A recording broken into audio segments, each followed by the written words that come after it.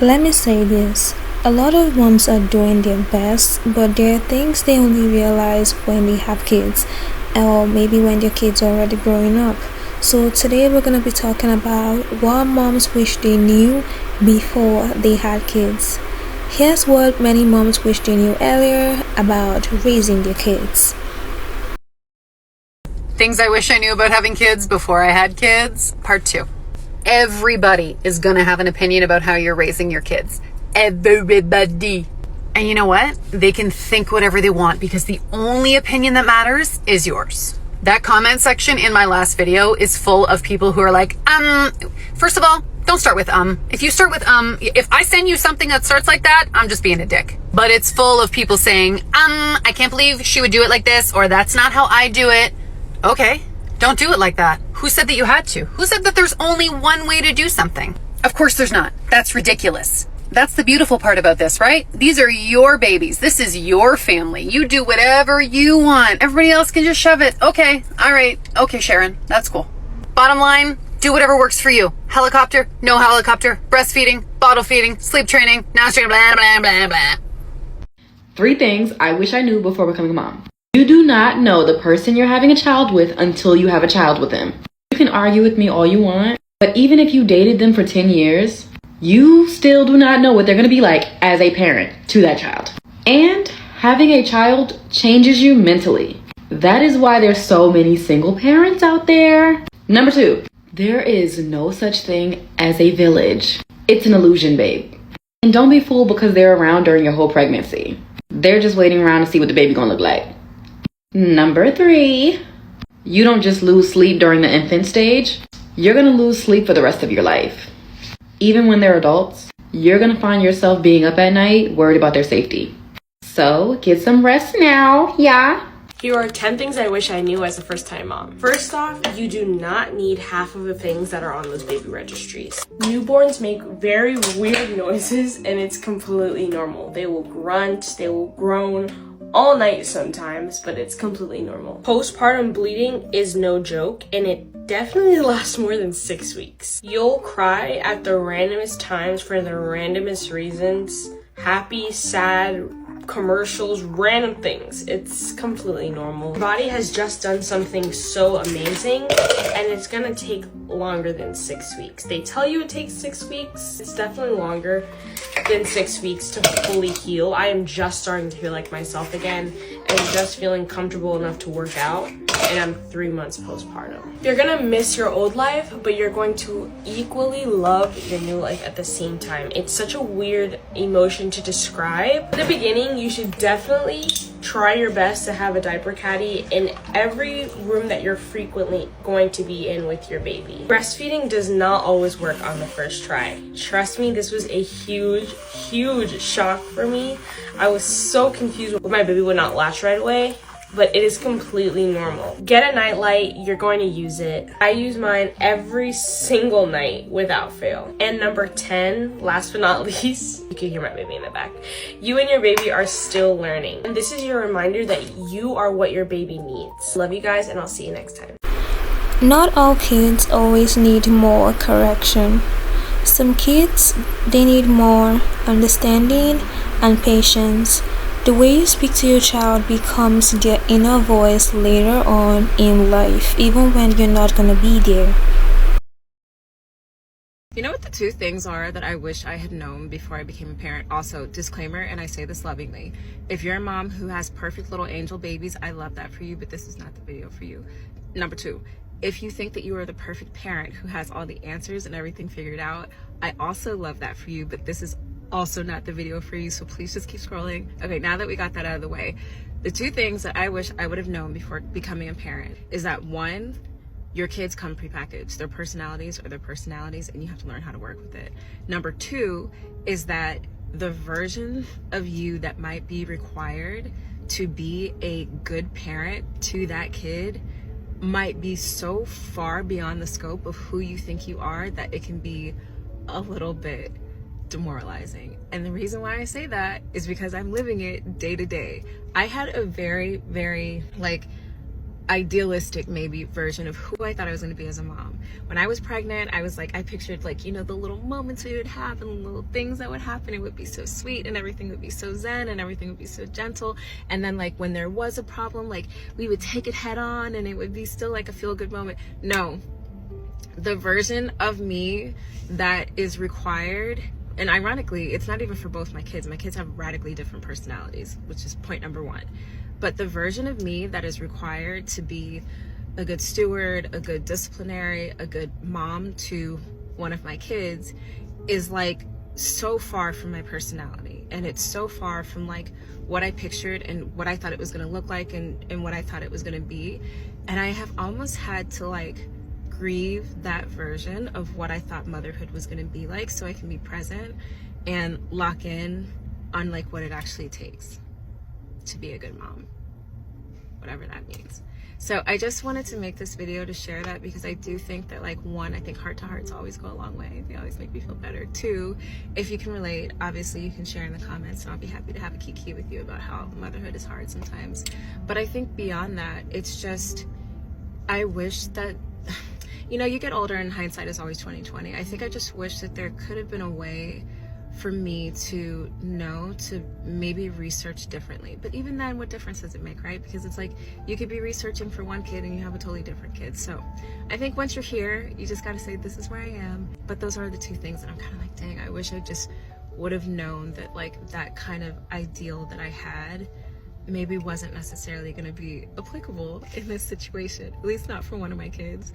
And that too, they're just little people, you know, and they're prepackaged and they show up how they show up, and you just gotta jump in the deep end, which at least jumping, you make a choice. I feel like I was thrown in the deep end and you just gotta ride it out and you gotta keep trying. And because I do genuinely believe that for little kids, it's so important to not only for them to see that you haven't given up on yourself, but that you haven't given up on them, that you're willing to stick with it and ride it out and figure it out together so that they don't feel alone when you're trying to navigate the craziness of what they put you through sometimes. Anyway, that's it. Love you. Bye.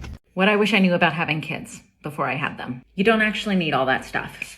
It's nice, but you don't need it. Fundamentally, all you need is diapers, clothing, a way to feed your baby, and a car seat. You don't even really need a stroller, unless you want to do a lot of walking. By the time I had my third baby, I'd gotten rid of everything, and that girl didn't even have a changing table or even a crib until she was about 1. I did co-sleeping in a little bassinet by the bed on my third. One of the best things you can do for yourself after having a baby is walking. I didn't know it then, but my walking after all 3 of my children was the most healthy thing that I could have ever done for myself. It was low impact exercise. It got my intention outwards. It helped to lower stress, and it was all around a great, great thing. I didn't think I would get stretch marks, but I have a roadmap on my stomach, and I've come to terms with it. I just wish that I had actually put on more moisturizer. I was young and had no idea. I should have oiled that belly up, but I'm at peace with my roadmap. In the newborn phase, don't be afraid to ask for help, and don't be afraid at all to kick those visitors out of your house, because sometimes you want the company and sometimes you really don't. I know that sometimes the concept of bringing kids into the world can be terrifying. Everything that can happen, everything that they can be exposed to, all of those things that go bump in the night, and all of the fears connected with being a parent. But sometimes things with the greatest risk can have the best reward. So be open with your children, educate them about the world, listen to them, allow them to be themselves, and just kind of guide them as best you can. As best you can. And just know sometimes they'll really make fun of you. Like, really. You don't have to be perfect for your kids to grow well. They just need to feel safe and loved. Small moments matter more than big gestures because kids remember presence more than your presence, because that becomes their memory later in life. I'm back with some common sense tips on parenting in the trenches. My credentials are that I'm a self-proclaimed expert on my own children. They are 19 and 14 and they're awesome. So do with this advice what you want. Take it or leave it. It doesn't matter to me. This worked for me. These are in no particular order. You are raising a future adult. Act accordingly. They will not always be small and cute. This also applies to naming your child, because your precious bundle of joy daughter, Lemon Poppy Seed, will one day have to put that name on her resume. Number 2, what's adorable at 3 can be uncontrollable at 13.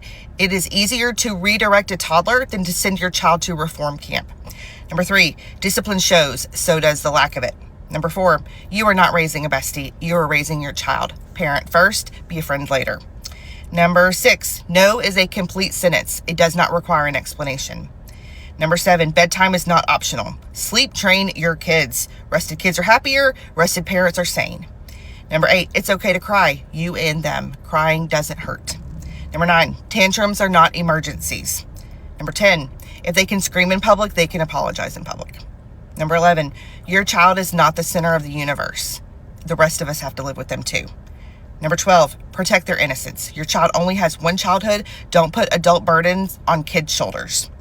Number 13, your child does not need a tablet to survive dinner or a Target trip. They will live. Number 14, children need dirt and puddles. Mud washes off. Childhood does not last forever. Number 15, keep fun Band-Aids on hands. Band-Aids fix everything, might as well make them fun. Number 16, children need routines. Chaos breeds chaos. Number 17, let them be bored. You are not a cruise director. Number 18, stay humble. Your child will make you a liar. It will happen eventually. Number 19, do not make a threat that you are not willing to follow through with. Your children will make you eat your words. And number 20, never say, my child would never, because they will, and they will often do it in public. Thank you for coming to my TED Talk. Things I wish I knew about having kids before I had kids, part 28. I feel like this is the most important one that I've ever done, and I really need you to heed this if you do not have children. Your time will never, ever, ever again be just yours. There is a constant countdown clock of when you have your children again. Like if they're at school, if they're at daycare, if they're at another parent's, if they're on wherever, it's this constant send our thing countdown forever. The days drag different, you know? You're never going to be like, I'm just going to run to this place. What? Did you plan it first? Do you have a sitter? Like today, I have 20 minutes until I have to go get my child and then get my other child and then go to the orthodontist and then. The sweet ease of nothing, the sweetness of not knowing what you're going to do next, it's gone forever. Forever, it's gone. The days are simultaneously the longest and shortest in existence. Here are 3 things I wish I knew before becoming a mom. I wish I knew that your friendships change. And this isn't necessarily a bad thing because the friends that know how to support you will, and the ones that don't will either ask how to support you or they'll step away. And if they step away, you really didn't need them in your life anyway. I also wish I knew how much support I would actually need as a new mom because my family offered a lot of support, but I felt a little bit too proud to accept it some of the time. But just take the help because you'll definitely need it. And the last thing I wish I knew was that postpartum mental health is a huge thing. And it was hugely impactful for me because I had postpartum depression and postpartum psychosis, which is something I'll share about in a later video. But yeah, those are the 3 things I wish I knew. Things I wish I knew about having kids before I had kids, part 1. You have to do things with them, like all the time. Like fill the days with shit for them. Before, my Saturday would have been maybe hanging out with my friends Mary and Jane and watching TV or going to a cottage. Now my days are spent in a field going 1, 2, 3, go as we go up and down a hill in a tractor. Like I knew it, but I didn't understand the tedium of it all. Like tediousness, tediosity. Anyway, just a little PSA for you. If you're on the fence and you don't want to do things or be told what things you should do, this may not be for you. Whoa, that's a big rock. Here are some things you should ask yourself before ever considering being a parent. Okay, number 1, are you okay with the possibility of being a single parent? Your partner could leave you, they could pass away, accidents happen every single day. Just something to think about. Are you okay with that? Okay, number 2, are you mentally and financially prepared to have a child with a disability, whether that be mental or physical? Are you prepared for that? They might be born with one. They could develop one in the future. You never know. Are you okay with that? Okay. Number 3, are you okay with your child having completely different beliefs than you, different identities, different sexualities, different religions? Are you okay with that? Will you love them regardless? Okay. Number 4, are you okay with every single day putting somebody else's needs above yours? Are you okay with that? Every single day for the rest of your life? Are you okay with that? Okay, because here's the thing.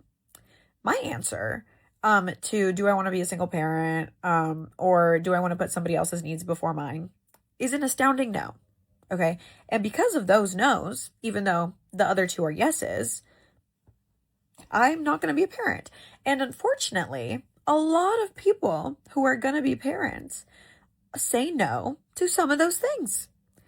And that is why where we are today, because in my personal, humble opinion, if the answer to all of those questions is a yes, you should be a parent, you're prepared. Amongst many other things, this might become a list. But if the answer to any of those is no, I don't think you should be a parent. I really don't.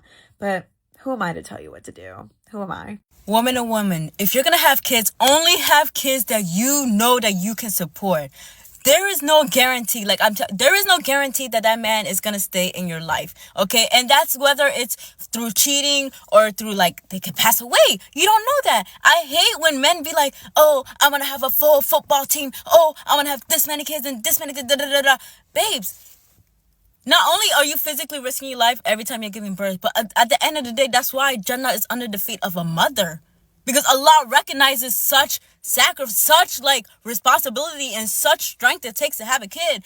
But if that man is to leave, I need to know that I can take care of these kids. That's why, babes, 1 or 2 max. And 2 is only because I don't want the kid to be lonely. But other than that, I'm honestly content with 1. 1 is just a cute little number for me and please let it be a girl. But why is that we have to think. You have to think that at the end of the day, how are you going to survive if there's not someone there helping you?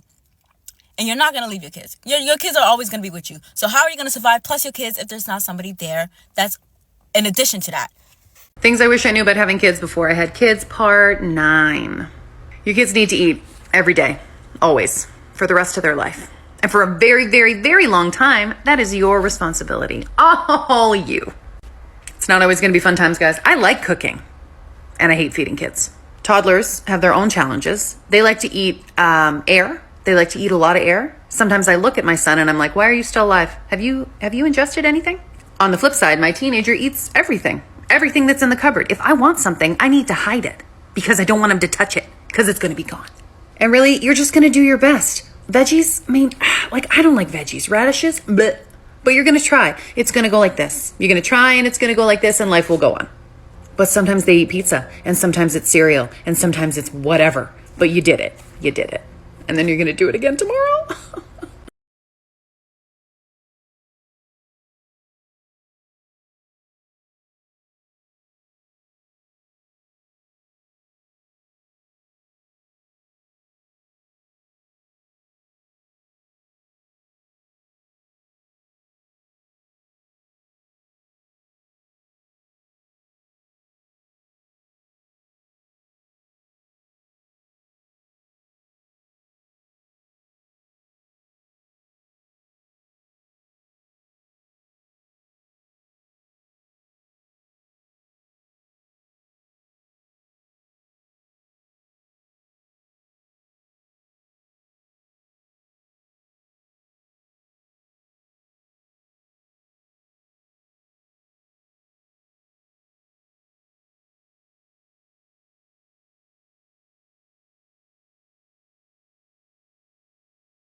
Listening without immediately reacting can change how openly your child trusts you.